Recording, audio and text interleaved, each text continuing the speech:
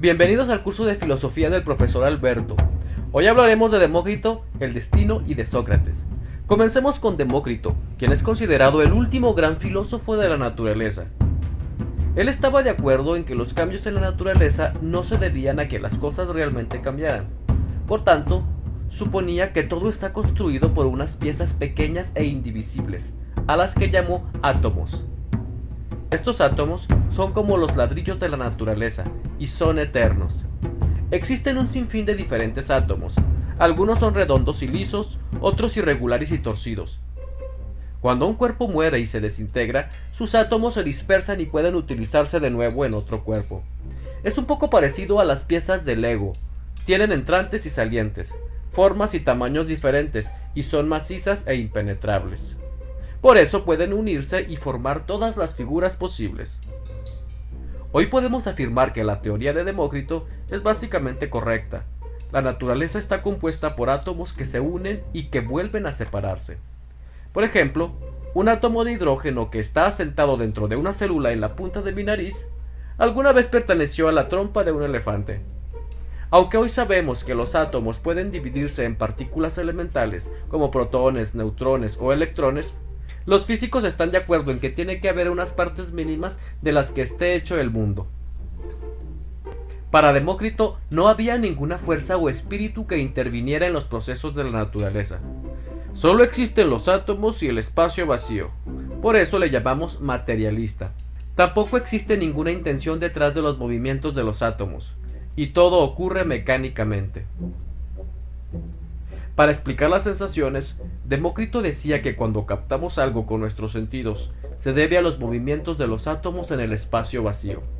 Por ejemplo, cuando vemos la luna, es porque los átomos de la luna alcanzan mi ojo. Sobre la conciencia, Demócrito pensaba que el alma estaba formada también por átomos. Al morir una persona, los átomos se dispersaban y podían entrar en otra alma en proceso de creación. Esto significa que el ser humano no tiene un alma inmortal.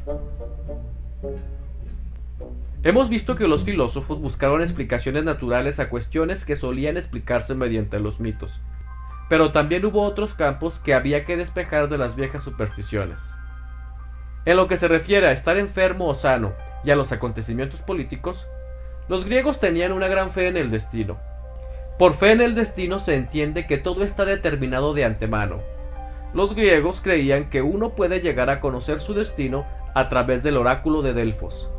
Apolo era el dios del oráculo y hablaba a través de la sacerdotisa Pitia, que estaba sentada en una silla sobre una grieta de la tierra, por la que subían narcóticos que la embriagaban. Al llegar a Delfos, se entregaba la pregunta a los sacerdotes, que a su vez se la daban a Pitia. Ella emitía una contestación incomprensible y ambigua que los sacerdotes interpretaban.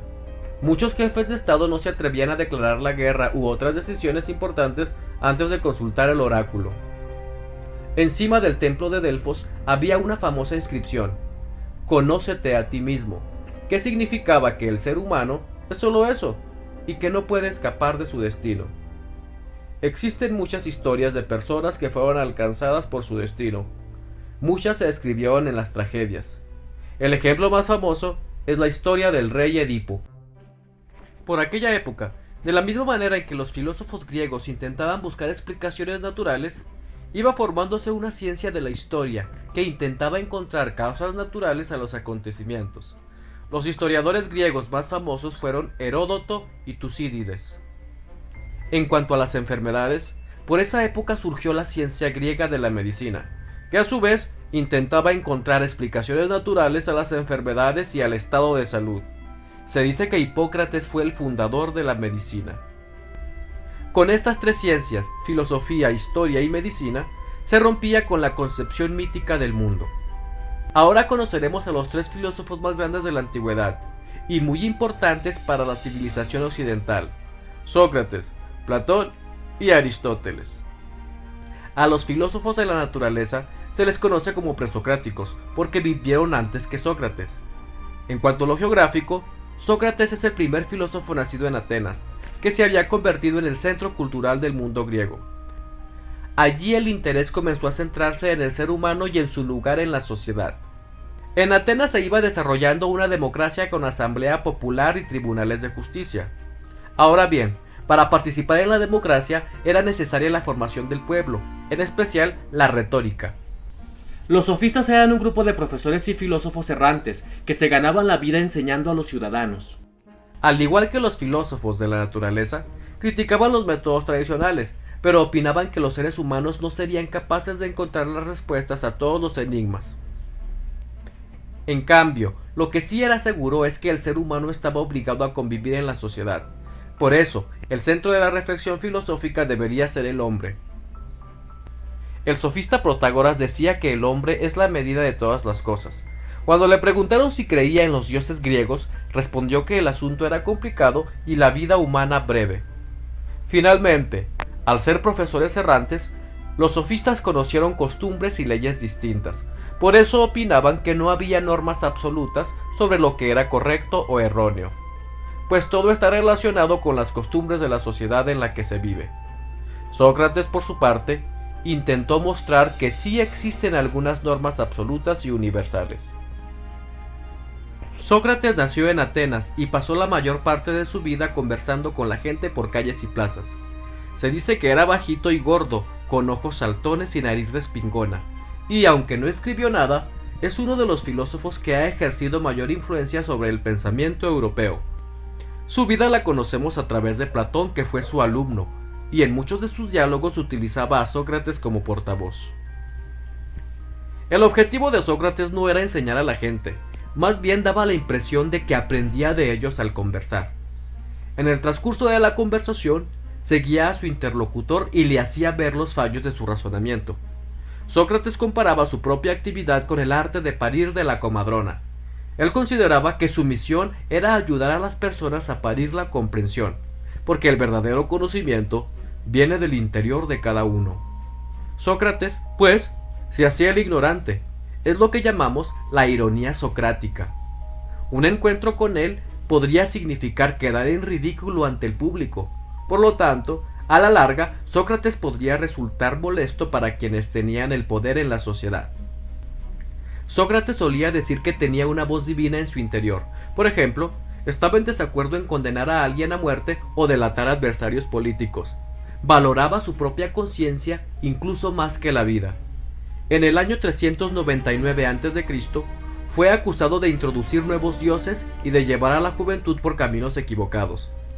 Fue declarado culpable y condenado a muerte. Sócrates bebió la copa de veneno en presencia de sus amigos más íntimos y murió. Puedes estarte preguntando, ¿por qué murió Sócrates? Alberto responde haciendo un paralelismo con Jesucristo. Al igual que él, Sócrates era considerado una persona enigmática por sus contemporáneos. No escribió su mensaje. Era maestro en el arte de conversar. Además, hablaba con autosuficiencia, cosa que a su vez fascinaba e irritaba. Desafió a los poderosos criticando las injusticias en nombre de algo mucho mayor que él, y fue fiel a su conciencia hasta la muerte. En cuanto a su proyecto filosófico, diremos que, al igual que los sofistas, se interesó más por el ser humano que por los problemas de los filósofos de la naturaleza, pero se distinguía de ellos en que él no se consideraba un sofista, es decir, un sabio, y no cobraba por sus enseñanzas. Sócrates se consideraba filósofo, uno que busca conseguir sabiduría. Puntualizando, el ser humano se encuentra frente a una serie de preguntas importantes ante las cuales existen dos posibilidades: fingir que sabemos todo engañándonos a nosotros mismos, o cerrar los ojos a las preguntas y renunciar a conseguir más conocimientos. El filósofo no es ninguno de los dos. Sócrates solo sabía que no sabía nada, pero buscaba conseguir conocimientos. Él pensaba que la base segura para nuestro conocimiento era la razón. Por último, Sócrates decía que quien sepa lo que es bueno, también hará el bien. Los conocimientos correctos conducen a acciones correctas. Cuando actuamos mal es por ignorancia. Por eso es importante aumentar nuestros conocimientos. A diferencia de los sofistas, para Sócrates sí existen verdades. Él pensaba que la capacidad de distinguir entre el bien y el mal se encuentra en la razón y no en la sociedad.